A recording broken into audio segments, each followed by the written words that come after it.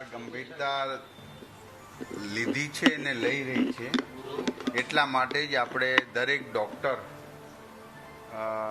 Laboratory x ray sonography વગેરે હોય એમને ફરજિયાત નોંધણી નંબર લેવો જ પડશે, રજિસ્ટ્રેશન કરાવવું પડશે.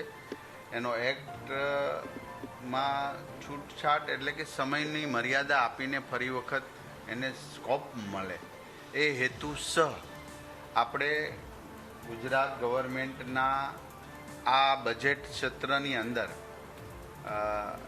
એક્ટની અંદર સુધારો કરીને એને સમય પણ આપવામાં આવ્યો. કોઈ પણ લેભાગુ તત્વ ખાનગી પ્રેક્ટિસ કરીને જેની પાસે કોઈ પણ પ્રકારની ડિગ્રી નથી એ લોકોના હેલ્થ સાથે ચેડા કરી જ ન શકે.